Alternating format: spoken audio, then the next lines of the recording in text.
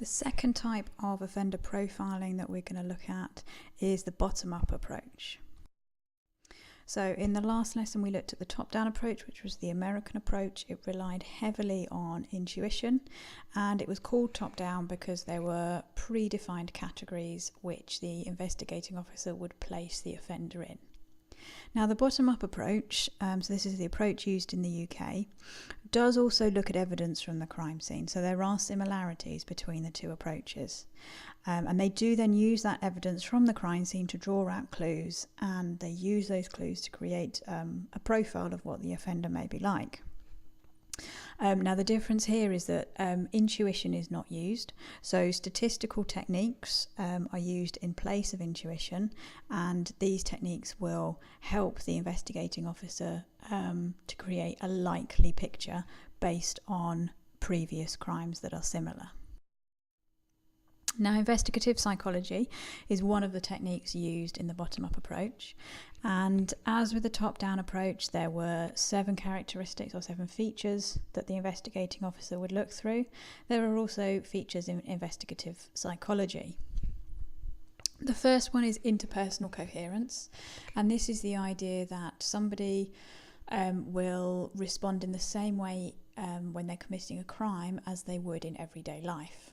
So, for example, if you had somebody who had committed a particularly aggressive crime, you're more likely to be looking for somebody who is aggressive in their everyday life. The second characteristic is time and place, and this is quite similar to the top-down approach because this is looking at features about the time of the crime and the location of the crime to help the police put together a picture of what that person may be like. Again, similar to the top-down approach, sometimes investigating officers might find it helpful to put criminals into categories.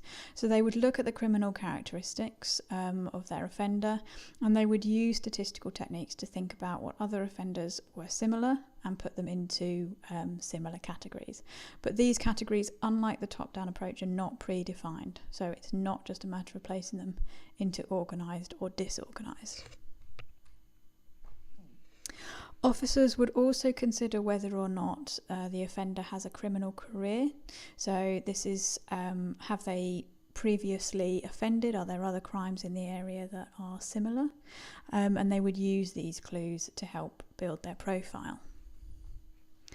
And finally, they would also look at forensic awareness. So how aware is the criminal of things like DNA and fingerprints that would help to identify them? A second technique used by officers in the bottom-up approach is geographical profiling. Now this is when locations of crimes are plotted on a map, and usually you would find that the offender often lives or works somewhere in the centre of these crime locations. So offenders are given 2 different names. Marauders are people who offend close to home, and commuters are people who offend further afield. The idea of this is that if you can plot all these crimes on a map, find the centre, you'd have a better idea of where to look for your offender. It can also be used to create what's called a jeopardy surface, and this can help to predict the locations of future crimes as well.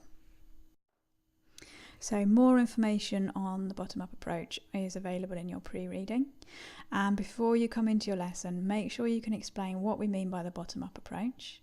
You can describe the questions that would be asked in investigative psychology, and you can explain how geographical profiling is used to support the police in building a profile of an offender.